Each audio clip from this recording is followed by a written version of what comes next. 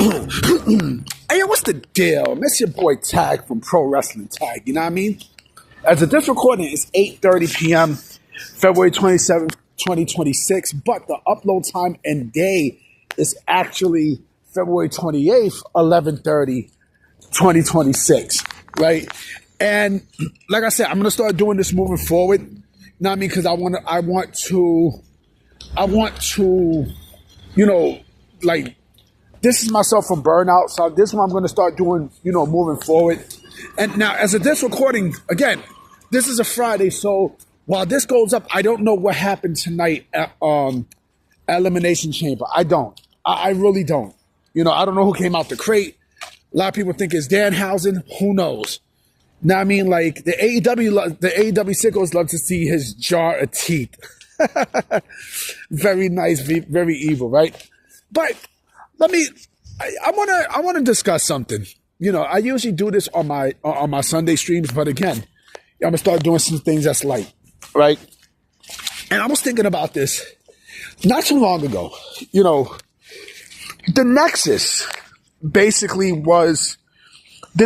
was supposed to be, you know, the crop of guys who, you know, WWE built all their you know, they built their entire future on, right? And like I said, with stables are basically made to, they're made to put people over, right? And I kind of feel like with the Nexus, you know, I don't know what I mean, yes, you could say John Cena, right? You could say John Cena was the reason why a lot of these guys were, you know, were not successful, right? There was definitely a handful, clearly a fucking handful. You know what I mean? And I'm going to go through every single member of the Nexus and such during that time. And did they have potential? Yeah, of course they did. Of course they did. But it's amazing how the Shield, right, which was only 3 members, they all figured it out and succeeded, as opposed to the Nexus, who was in the first season of NXT, and they all bounded together to take over, you know, to take over the company, take over WWE and everything else, right? And some of them, right, not all, but some of them were actually, you know, mid-card stars, right? They became mid-card talent that, yeah, they were names and such, right?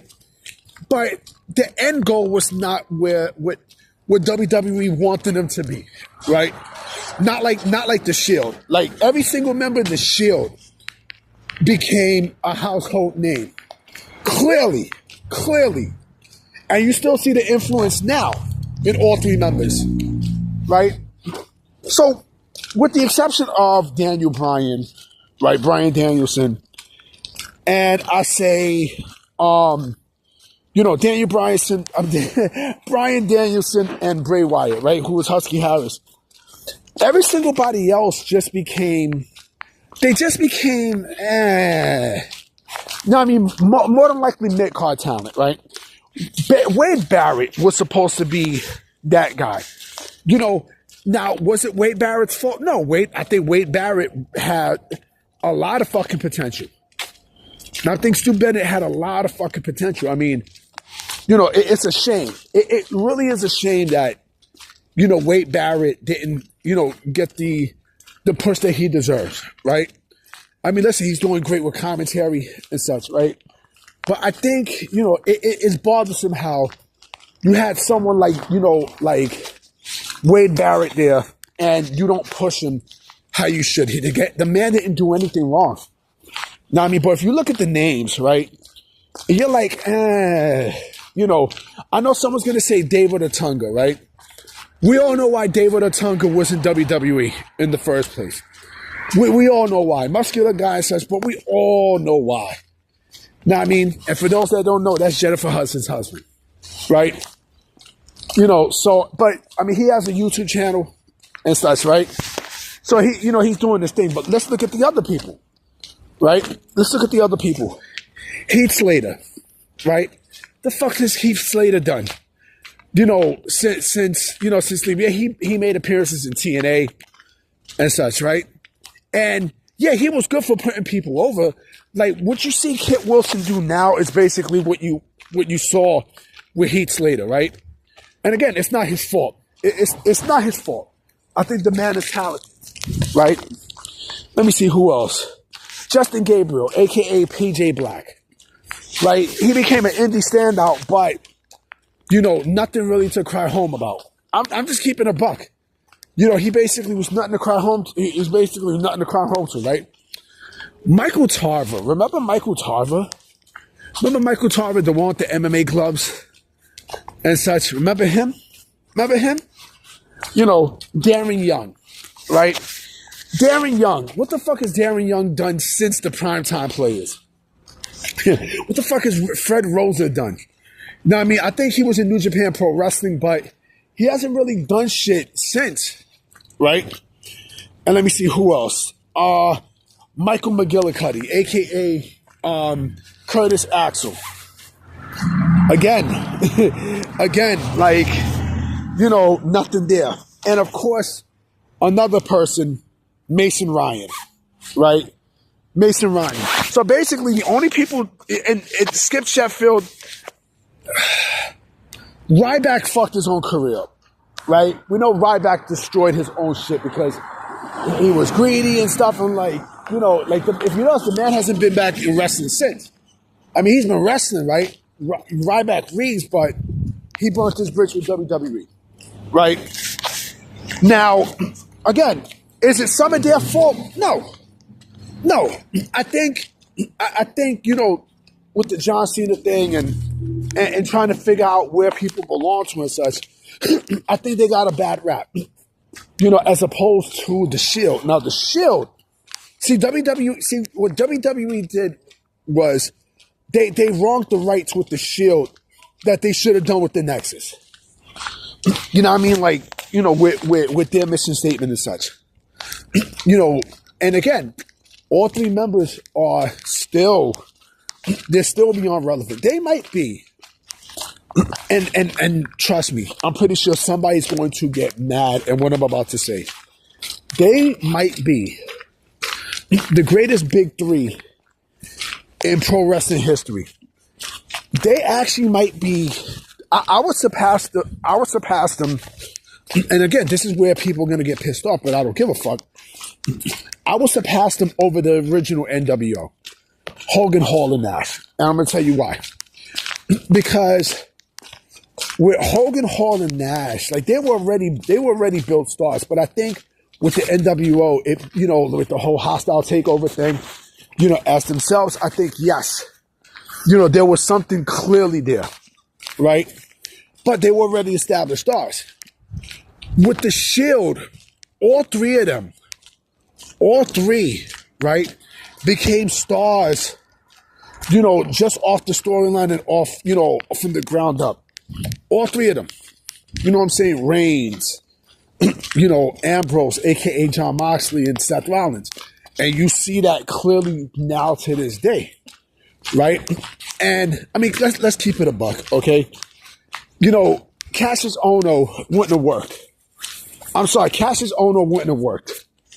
He clearly would not have worked for the group. You know what I mean? Because I think with him, he was never really a muscle guy. He wasn't. Chris Hero was never really a muscle guy. He mostly was, he played this position, right? Cassius Ohno never made it onto the main roster on both his stints. We all know the second, the second stint, he blew up like a dog. He blew up like there's no tomorrow, right? With his weight and such, right? But again, putting Roman Reigns in, that was the best thing to do because, again, you need muscle. If the Nexus would have worked in that way, right? Who knows? I think Michael Tarver left the WWE, I think because of personal reasons with the roster. I'm not absolutely sure. Mason Ryan, same exact thing, right? These guys were two big guys and such. right? Darren Young's best time, but he's not even a great wrestler by himself. Like he needed a big man to validate him, right? Which was Titus O'Neil, right? And you see all the other names. Another person that had potential that I felt bad for was Curtis Axel, right? It wasn't his fault. Like it's not a lot. It's not these guys' fault, right? They tried. And remember, didn't they break up as the core? They broke up as the core. CM Punk took over, as the Nexus leader. It just doesn't work. It just doesn't work. Like anytime, like you think of, like CM Punk in terms of like his best years as a stable was the Straight Edge Society with Luke Gallows and Serena Deeb, right? But again, these things do not work if you don't have a solid plan. And I do think that SummerSlam match kind of fucked everything up for the Nexus, but maybe not. Even if they would have won against Cena, right? I still don't think there would have been a solid plan for all members of the Nexus, right? But again, like the one that had the biggest bad rap was Wade Barrett. You know what I'm saying? And then we had the Bad News Barrett gimmick. I thought that was a great gimmick for him, right? People like McGillicuddy and not even McGillicuddy, like Michael Tarver and Mason Ryan. They had a chance to go out and prove WWE wrong. You know what I mean? Like I said, PJ Black, yeah, he was okay, right? But he really didn't make that much of a difference, But all three members of the Shield got it right. All three of them got it right. Because WWE, like I said, they righted the wrongs and they wasn't going to fuck up this time. Now, like, to me, the Shield was basically a lightning in the bottle for WWE at the time, right? Especially when they had their eyes on Roman Reigns, right? And not to say that, not to disrespect Moxley or Tyler Black, but like the main reason on the Shield was not only to put Ambrose and Seth over, right? Because they became freaking great, right? But the thesis of it was strictly for Roman Reigns. It was for Roman. And I think that was, I don't really like to give Vince credit, but I got to give credit where credit is due. I think he made the right call by putting, Liaki, and I think that was his name in thing, Liaki, whatever the fuck his name was, right? And, made him into Roman Reigns. Made sense. It made too much fucking sense. Too much. But anyway, guys, let me know what you think, and I'm going to definitely holler at you mañana. Peace.